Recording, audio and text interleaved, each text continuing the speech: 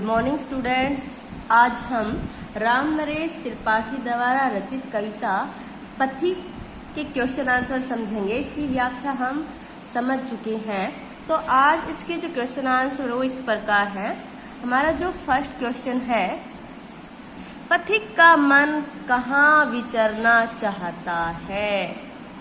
कवि कहता है कि जो पथिक है, पथिक का मतलब मैंने बताया था राहगीर, राही, कि जो राही है उसका मन कहाँ विचरना मतलब कहाँ घूमना चाहता है। उत्तर देखिए, पथिक का मन नीले गगन एवं नीले समुद्र के बीच। कवि कहता है कि जो राही है उसका मन नीले आकाश और नीले समुद्र के बीच में विचरना, विचरना का मतलब होता है घूमना चाहता है।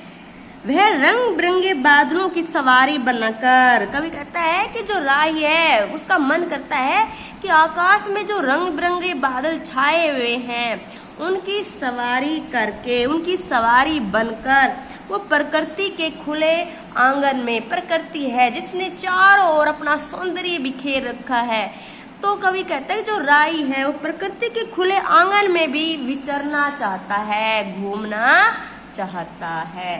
सेकंड क्वेश्चन देखिए, सूर्योदय, सूर्योदय का मतलब होता है जब सूर्य उदय होता है, जब सूर्य निकलता है। सूर्योदय वर्णन के लिए किस तरह के बिंबों का प्रयोग हुआ है। बिंब का मतलब क्या होता है कि जब भी आप किसी वस्तु का, किसी प्राणी का वर्णन करते हैं तो वर्णन करते समय आपके मन मस्तिष्क में उसका कैसा चित्र अंकित होता है, वो चित्र अंकित होना ही क्या कहलाता है, बिंब कहलाता है। देखिए, सूर्योदय वर्णन के लिए किस तरह के बिंबों का प्रयोग हुआ है। सूर्य उदय होता है तो सूर्य उदय होने के बाद उसका वर्णन करने के लिए कवि ने दृश्य बिंबों का प्रयोग किया है। दृश्य का मतलब जिसको हम देख सकते हैं। जब हम किसी का वर्णन करें तो वो नजारा हमारे मन मस्तिष्क में बैठ जाए, वो दृश्य दिखाई दे हमें। कवि ने कहा है कि जो समुद्र है, समुद्र के जल स्तर पर सूर्य के अधूरे, मतलब पूरा नहीं निकला हुआ है, सूर्य के अधूरे प्रतिबिंब को देखकर ऐसा लगता है जैसे जो लक्ष्मी है उसका जो सोने से निर्मित जो मंदिर है उसका कंगूरा, कंगूरा का मतलब क्या होता है, गुंबद, क्या होता है कंगूरा, गुंबद, उसका कंगूरा हो। जल स्तर पर फैली हुई जो सूर्य की किरणें हैं, सूर्य की किरणों ने चारों ओर अपनी किरणें जो बिखेर रखी हैं वो ऐसी लगती हैं जैसे लक्ष्मी की सवारी को एक पुण्य मरुभूमि, मतलब पुण्य भूमि तक ले जाने के लिए, पुण्य भूमि तक उसको ले जाने के लिए सागर ने, समुद्र ने एक सोने की सड़क को बना दिया हो, सोने की सड़क का निर्माण कर दिया हो। नेक्स्ट क्वेश्चन देखिए, आज से स्पष्ट करना है आपको इन पंक्तियों का। सस्मित बदन जगत का स्वामी मृदु गति से आता है, तट पर खड़ा गगन गंगा के मधुर गीत गाता है। सबसे पहले तो इसका अर्थ समझिए, आश्चर्य, आश्चर्य का मतलब इन पंक्तियों में कवि क्या कहना चाहता है, कवि का क्या अर्थ है इन पंक्तियों में।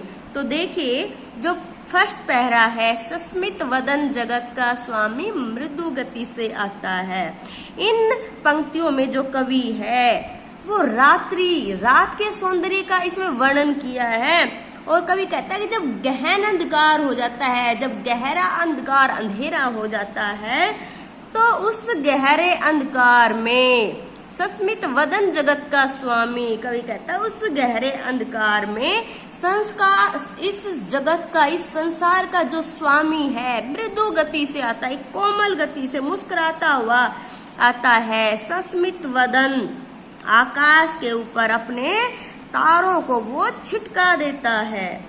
और तट पर खड़ा गगन गंगा के, और कवि कहता है आकाश गंगा, गगन गंगा का मतलब क्या है, आकाश गंगा के तट पर खड़ा होकर मधुर गीत गाता है। बहुत ही मन को मुग्ध करने वाला मधुर गीत वो गाता है।